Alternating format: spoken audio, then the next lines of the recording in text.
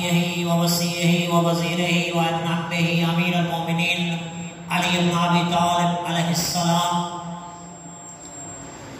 ثم الصلاة والسلام على الأئمة المعصومين المنتجبين المنتخبين الذين أذهب الله عنهم رجس أهل البيت ويطهركم تطهيرا.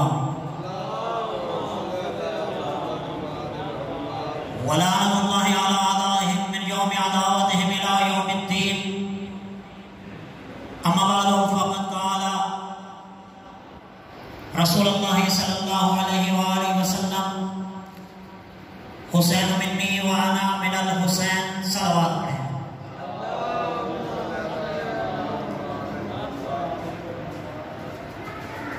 عزیز محترم، میں نے آپ کے سامنے رسول اکرم صلی اللہ علیہ وسلم کی حدیث شریف کی تلاوت کی ہے، جس میں اللہ کا حبیب یہ فرما رہا ہے کہ حسین منی، کہ حسین مجھ سے ہے، وانا من الحسین، اور میں حسین سے ہوں. اس سے کیا مطلب ہے بھائی؟ حسین رسول سے ہے اور رسول حسین سے ہے. وہ نانا ہے، یہ نواسا ہے. حسین تو ہو سکتا ہے رسول سے، لیکن رسول کیسے حسین سے ہو سکتا ہے؟ کبھی آپ نے اس پر غور کیا، توجہ کی؟ عزیز محترم، اصل بات یہ ہے کہ اللہ کے حبیب جو پیغام لے کر آئے تھے، جو مسلمانوں کو پہنچایا، اس کے وارث حسین ہیں. محمد مصطفیٰ یہ بتانا چاہتے ہیں کہ جو پیغام میں لایا ہوں اس کا وارث حسین ہے، اور یہ جو میں حسین سے ہوں، یہ جو عظیم کام سر انجام دے گا، وہ جیسے حسین نے دیا ویسے میں نے دیا. اس وجہ سے اللہ کے حبیب نے اپنی نسبت حسین سے دی ہے. اس وجہ سے اللہ کے حبیب نے کہا کہ میں حسین سے ہوں. وہ شہادت جو شہادت عظیمہ ہے، اس کی وجہ سے مولا حسین کو اپنے سے نسبت دی. اللہ کا حبیب دین لے کر آیا، توحید لے کر آیا. ساری زندگی اللہ کے حبیب نے اللہ رب العزت کے دین کی تبلیغ کی. یہ دین چلتا چلتا مولا علی کے پاس پہنچا. مولا علی نے بھی دین کی تبلیغ کی. مولا حسن کے پاس پہنچا، مولا حسن نے بھی تبلیغ کی. اب دین پر مشکل کب بنی؟ مولا حسین نے، مولا علی نے کیوں نہیں جان دی؟ یہ جو جنگ سب سے بڑی جنگ کربلا ہوئی ہے، مولا حسین مولا علی کے ساتھ ایسے کیوں نہیں ہوا؟ مولا حسن کے ساتھ کیوں نہیں ہوا؟ کیونکہ اس وقت دین مکمل تھا، دین کو کوئی خطرہ نہیں تھا. لیکن اچانک دین کو خطرہ لاحق ہوا. اسلام کو اپنی جان کی جب پتہ چلا کہ میری جان کو خطرہ ہے، تو اس وقت مولا حسین کے دروازے پر آیا. تو جب اسلام جو اللہ کا پسندیدہ دین ہے، جس کو اللہ نے پسند کیا ہے، اس پر آپ مشکل بنی ہے. اللہ کے حبیب نے تو دین کی تبلیغ کی اور یہاں تک پہنچا. اب حسین کا کیا کام ہے کہ اس دین کو وہیں روک دے یا آگے چلائے؟ کیونکہ حسین کے سامنے وہ ہیں جو دین کو روکنا چاہتے ہیں. انہوں نے کیا کہا تھا کہ کوئی وحی نہیں آئی، یہ بنی ہاشم کا ڈھونگ ہے. یعنی کہ ان کی اپنی یہ فقط ریاست کو پانے کے لیے، حکومت کو پانے کے لیے بنی ہاشم نے یہ جو روایات اور حدیثات یہ سنا رہے ہیں، یہ بنی ہاشم کی اپنی بنائی ہوئی ہے. یعنی کہ وہ سامنے جو ہے وہ مسلمان نہیں ہے. ان باتوں سے یہ ثابت ہوتا ہے کہ وہ شخص جو سامنے کھڑا ہے مسلمان نہیں ہے. چاہے وہ کلمہ پڑھتا ہو، چاہے وہ کچھ کرتا ہو، اب سادہ سی مثال دیں، ہمارے یہاں ہمارے علاقے میں آپ دیکھ رہے ہیں مختلف مذاہب رہتے ہیں، کلمہ پڑھتے ہیں، سب کو ایک کہا جاتا ہے کہ یہ ایک ہی مذہب کے ہیں، ایک ہی فقہ کے ہیں؟ نہیں کہا جاتا، ہر کا مسئلہ الگ، ہر کا فقہ الگ، ہر کے مسائل الگ۔ تو عزیز محترم، ہم یہ کہیں کہ وہ مسلمان ہے، کلمہ پڑھتا تھا، تو ہم کیسے مانیں کہ وہ کیسے مسلمان تھا جب وہ اللہ کا جو پیغام ہے اس کا بھی منکر ہے؟ اصل اسلام تو وہ ہے نا، اسلام تو وہ ہے جو اللہ کے حبیب نے پہنچایا،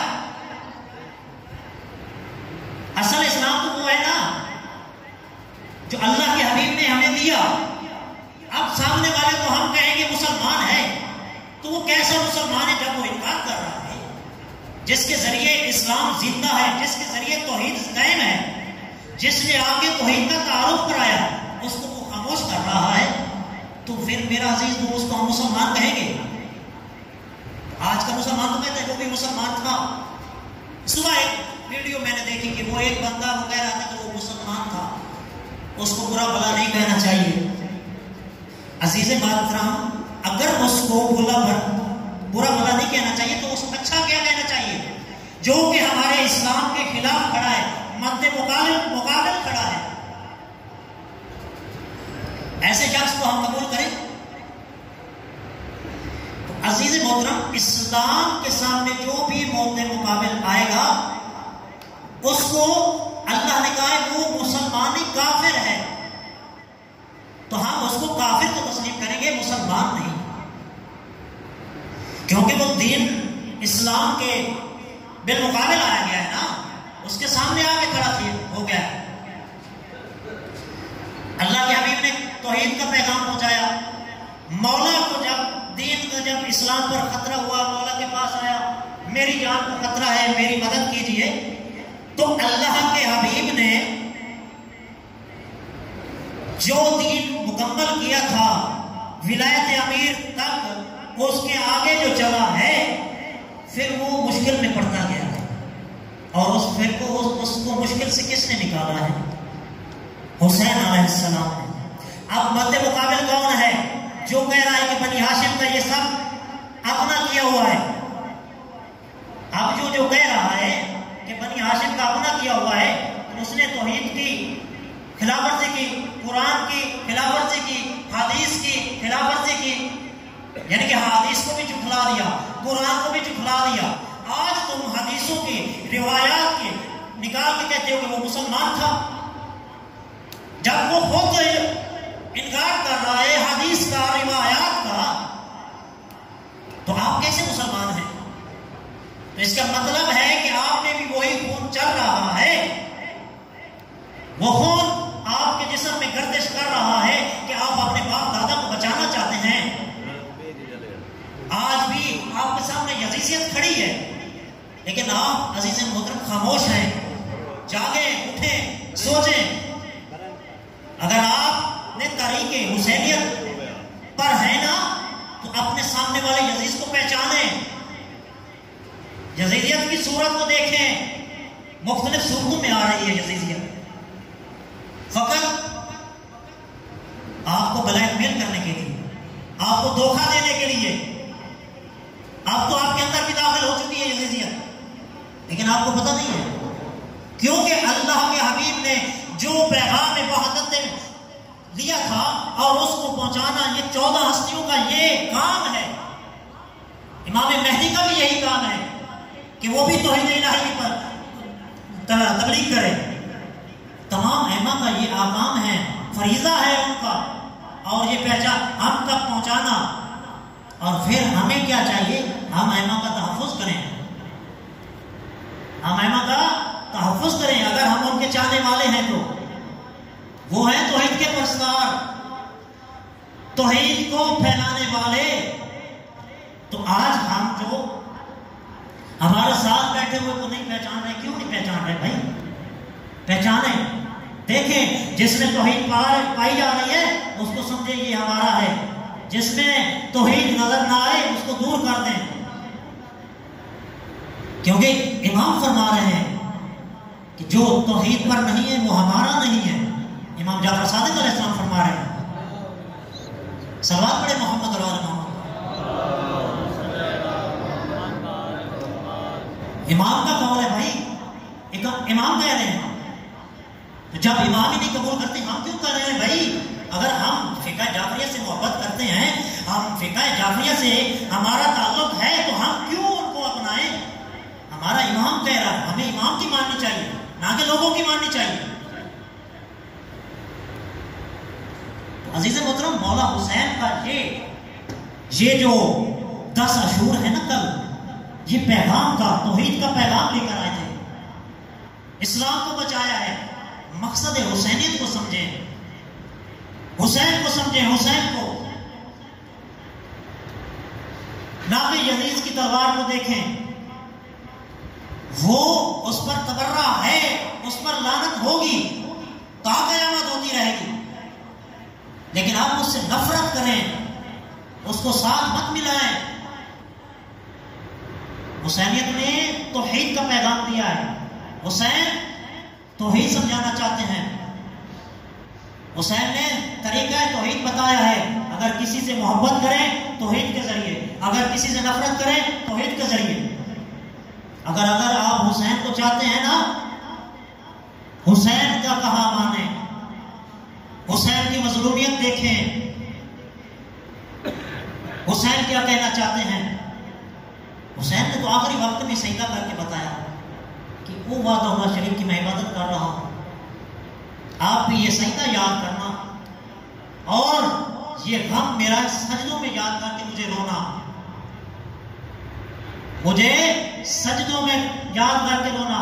امام سجاد علیہ السلام، مولا سجاد کے بعد کون سے امام تھے؟ مولا سجاد تھے نا، وقت کے امام مولا سجاد تھے نا۔ مولا نے کیا درس دیا؟ مولا سجاد نے یہی درس دیا بھائی۔ اب وقت امام ہے، اس نے کیا مولا حسین کے کوئی نئی رسم و رواج جاری کر دی؟ نہیں بھائی، سجاد نے بتایا، دعاؤں کے ذریعے رو رو کر مولا کے اقتدار سے پڑھتے تھے۔ سید الساجدین سجدوں میں بابا کو روتے تھے، پانی پینے پر روتے تھے، کھانا کھانے پر روتے تھے۔ حسینیت اسے کہتے ہیں، جب آپ پانی کو دیکھیں تو آپ کیا آنکھوں میں آنسو آنے چاہیے، جب آپ کھانا دیکھیں تو آنسو آنے چاہیے، وہ 3 دن کے پیاسے اور بھوکے یاد آنے چاہیے، 72 شہداء یاد آنے چاہیے۔ یہ ہے حسینیت، یہ ہے حسینیت عزیز محترم، یہ ہے توحید۔ مولا سجاد نے درس دیا کہ آپ نے میرے دادا کا ذکر، میرے بابا کا ذکر کیسے کرنا۔ مولا مرثیہ پڑھتے تھے، خود مرثیہ کرتے تھے اور روتے تھے۔ بی بی زینب سلام اللہ علیہ پہلی مجلس بٹوا کی شام میں کیا کیا؟ بیٹھ کے فقط گریہ کیا، سر میں ماتم کیا۔ یہ ہے مجلس حسین، یہ ہے مجلس حسین، یہ ہے مقصد حسین۔ بی بی کو مولا حسین نے کیا وصیت کی تھی کہ مجھے نماز شب میں یاد کرنا۔ اگر بہت سارے لوگ، یہ پہلی تقریر میں بھی یہ میں کہہ چکا تھا کہ بہت سارے لوگ آج کہتے ہیں کہ نماز کربلا میں شہید ہو گئی۔ عزیز محترم، اگر نماز شہید ہو جاتی تو حسین کیوں کہتے، بی بی زینب سلام اللہ علیہ کو کیوں کہتے کہ مجھے تہجد کی نماز میں یاد کرنا، تہجد کی نماز کی دعا میں یاد کرنا۔ تہجد کی تو نماز ہے نا عزیز محترم، یہ تو مستحب ہے۔ آپ واجب کا اقرار نہیں کرتے، مستحب، یعنی کہ بی بی اتنی تو متقی پرہیزگار تھی کہ وہ تہجد گزار تھی اور مولا کو پتہ تھا، اس لیے مولا نے کہا کہ نماز شب میں مجھے یاد کرنا۔ عزیز محترم، نماز شہید نہیں ہوئی، بلکہ نماز ابھی سے تو شروع ہو رہی ہے۔ پہلے نماز تھی ڈر اور خوف کی، اب نماز شروع ہو رہی ہے سریعان پڑھنے کی کہ یہ حسینیت کی نماز ہے۔ آپ کو حسینی بن کے دکھانا پڑے گا، دکھانا پڑے گا کہ یہ ہے حسینیت کی نماز، یہ ہے حسینی، یہ ہے توحید کے پہچاننے والے، یہ ہے توحید کا صحیح معنی میں سمجھنے والے۔ اپنے کردار سے ثابت کریں، پتہ چلے کہ یہاں حسینیت والے ہیں، توحید والے ہیں۔ کیونکہ امام باقر بعد میں آئے، کیسے امام باقر نے کیسا مرثیہ خوانی کی؟ مجالس برپا کی. بھائی یہ باقی امام جتنے آئے ہیں انہوں نے کس طرح ہمیں یہ درس دیا ہے. اگر وہیں رک جاتا سلسلہ امامت مولا حسین کا، بعد میں کوئی امام نہ ہوتا تو پھر ہم کہتے کہ مولا نے ایسے کیا ہوگا، مولا نے ایسے کہا ہوگا کہ ایسے میرے پر گریا کریں، ایسے روئیں، ایسے ماتم کریں، ایسے کریں، ایسی شبی بنائیں، ویسا کریں، ایسا کریں. بھائی سلسلہ چل رہا ہے اور آگے درس جاری ہے. ابھی بھی ایک استاد ہمارا بیٹھا ہے پردہ غیبت میں. ہمیں التجا کرنی چاہیے، ہمیں اشتیاق ہونا چاہیے، ہمیں زیادہ سے زیادہ توحید پر عمل کرنا چاہیے، حسینیت کا پرچار کرنا چاہیے، گریہ زاری کرنی چاہیے، اور رو رو کے اپنے وقت کے امام، وقت کے استاد کو بلانا چاہیے کہ مولا مشکل میں ہے، ہماری مدد کو آ. آج زمانہ مشکلات میں گھرا ہوا ہے اور ہر بندہ اپنے نفس کا کیا ہے، مطیع بنا ہوا ہے، اپنے نفس کا مطیع بنا ہوا ہے. ہر بندہ اپنی تقلید کر رہا ہے، جو اس کو اچھا لگتا ہے وہ لے لیتا ہے، جو اس کو اچھا نہیں لگتا اس کو پھینک دیتا ہے. اپنے نفس کی اطاعت چھوڑ دیں، اطاعت رسول کریں، اطاعت ائمہ کریں. جیسا ائمہ کہتے ہیں، جیسا اطاعت رسول کہتی ہے ویسا کریں. عزیز و محترم، آغا صاحب بھی پہنچ چکے ہیں، میں زیادہ وقت مضاعف نہیں ہونا چاہتا. تو اپنے آپ کو مزین کریں توحید سے، ولایت سے، اپنے آپ کو حسینی ثابت کریں. بتائیں حسین نے توحید کا کیسے پرچار کیا، آپ بھی بتائیں. دوسرے لوگ توحید کرتے ہیں، آپ بس فقط حسینیت پر ہیں. بھائی اصل توحید تو آپ کے پاس ہے، آپ کیوں خاموش ہیں؟ اصل توحید تو ہمارے پاس ہے، ہم کیوں خاموش ہیں؟ اس لیے عزیز محترم کہ ہماری سوچیں محدود ہو چکی ہیں، ہماری فکریں محدود ہو چکی ہیں، ہم بس معدود ہی ہیں، لیکن مانتے کس کو ہیں؟ لامحدود کو. تو ہماری فکریں اور سوچیں بھی لامحدود ہونی چاہیے. جب لامحدود کو مانے تو اپنی فکروں کو بھی وسعت دیں، اس میں تنگی مت لائیں، آپس میں اتفاق بڑھائیں، لوگوں کے سامنے نشانہ مت بنیں.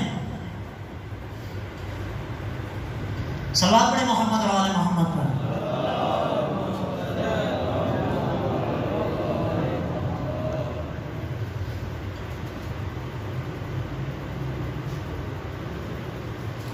ایک دفعہ پھر صلوات پڑھیں محمد اور آل محمد پر.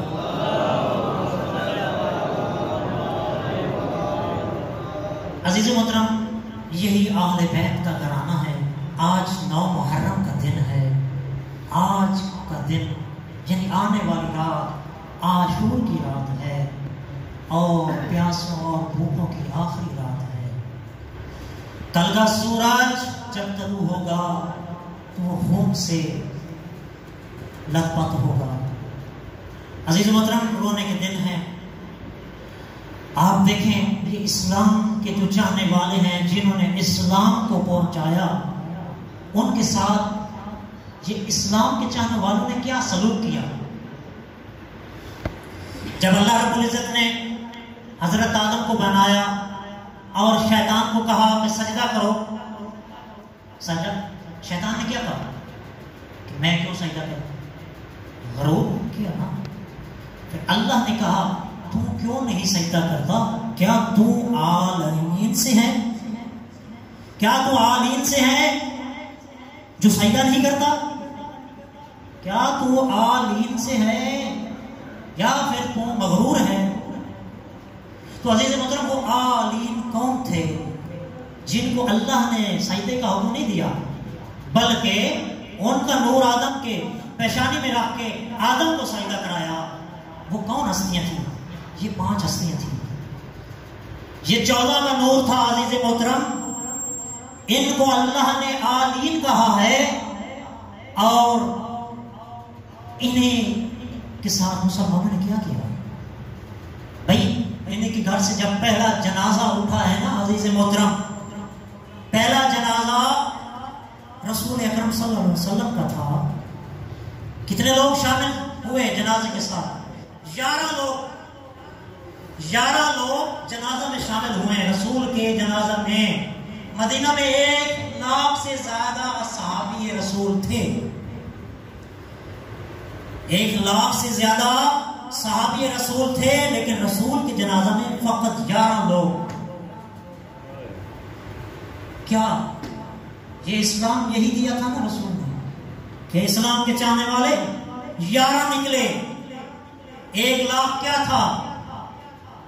وہ فقط اپنی حرص کے مارے تھے. کوئی دولت کا بھوکا تھا، کوئی کرسی کا بھوکا تھا. وہ لوگ تھے. 1 لاکھ صحابی موجود تھا لیکن 11 لوگ. عزیز و محترم، اسی گھر سے دوسرا جنازہ اٹھا ہے. وہ تقریباً 2 روایتیں ہیں، ایک کہ 75 دن کے بعد یا 85 دن کے بعد. وہ جنازہ جناب زہرا سلام اللہ علیہ کا تھا.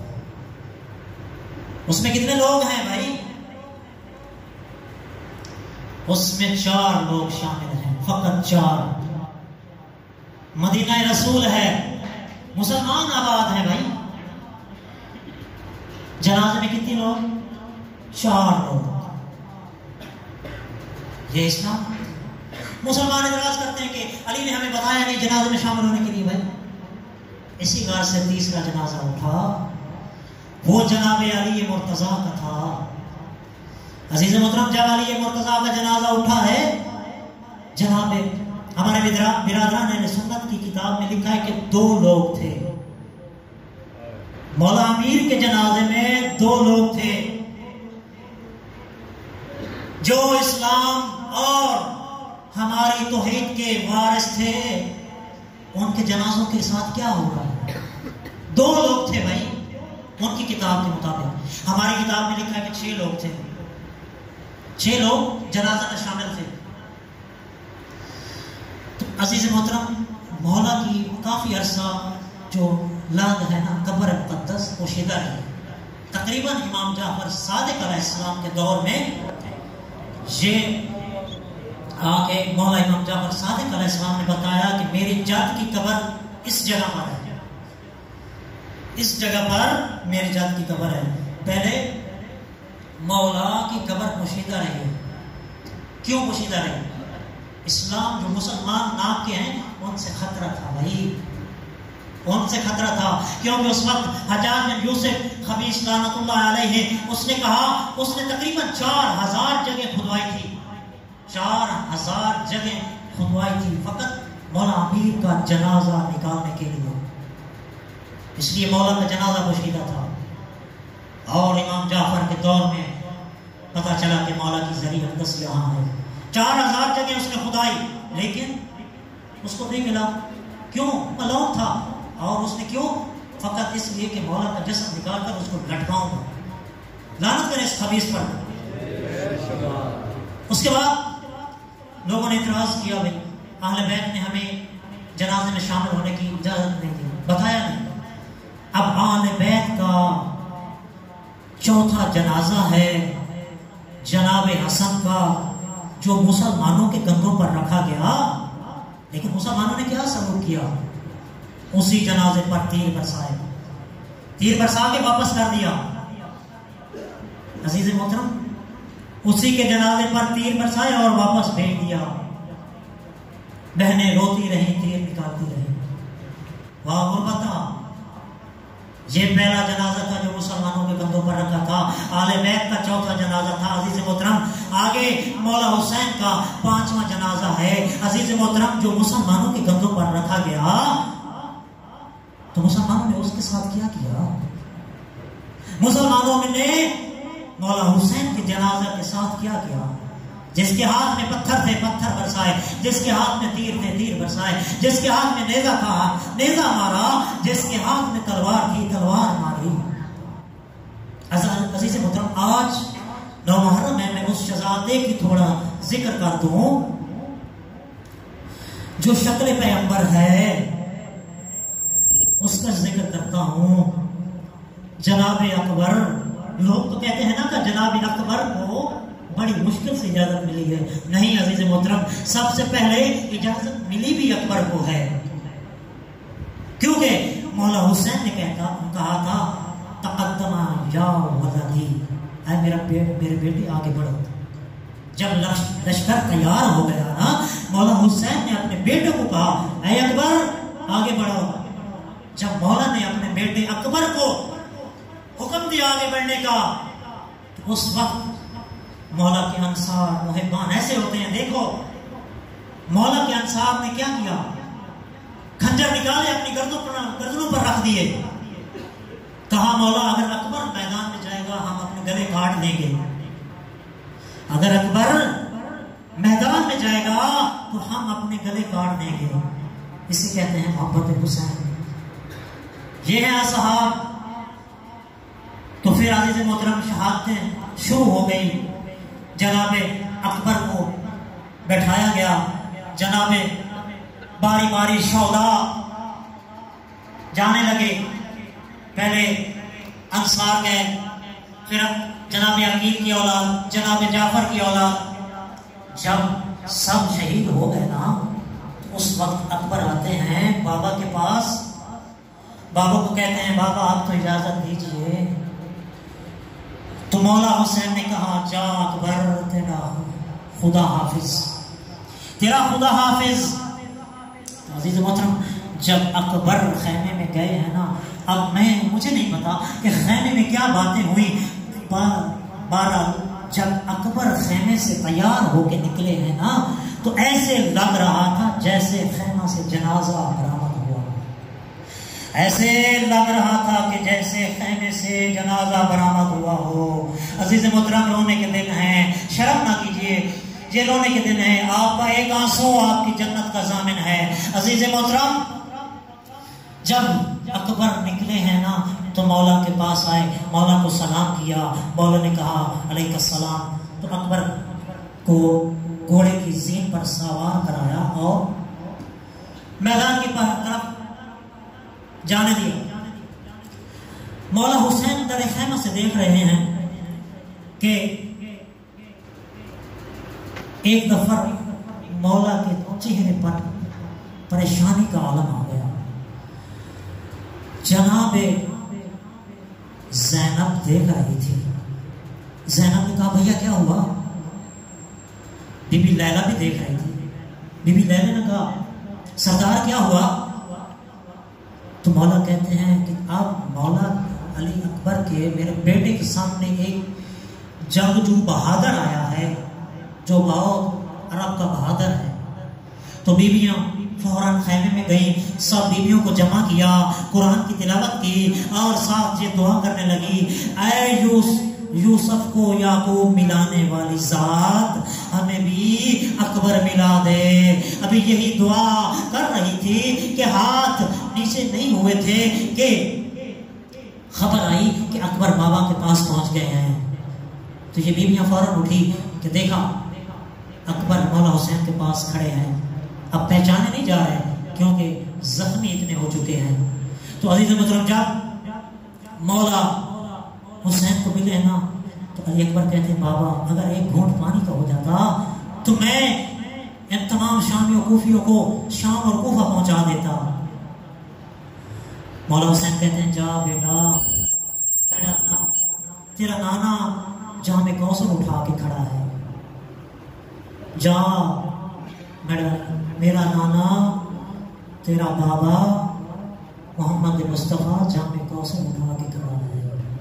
عزیز محترم جناب اکبر دوبارہ میدان میں گئے ہیں، لڑتے لڑتے ایک دفعہ ایسا ہوا کہ کسی نے آواز دی یہ بنی ہاشم ہے، ان کو دھوکے سے شہید کیا جاتا ہے، قتل کیا جاتا ہے، کہ ایک ظالم نے جناب علی اکبر کو برچی ماری، اتنی ظالم برچی ماری کہ جناب علی اکبر کہتے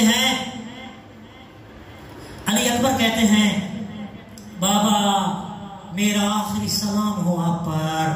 جناب حسین نے جب یہ سنا تو اسی وقت پہنچ گئے میدان کربلا۔ جب میدان کربلا میں پہنچے ہیں جناب اکبر کا سر اپنے زانوں پر رکھتے ہیں، زانوں پر رکھ کر کہتے ہیں کہ بیٹا صبر کیجئے۔ اب اکبر کے سینے میں ہے برچی۔ عزیز محترم جناب حسین نے بسم اللہ پڑھ کر برچی کو ہاتھ ڈالا اور بسم اللہ پڑھ کے نکالا. جیسے ہی عزیز محترم برچی نکلی ادھر سے اکبر کا دم نکل گیا. اور مولا حسین کہتے ہیں واہ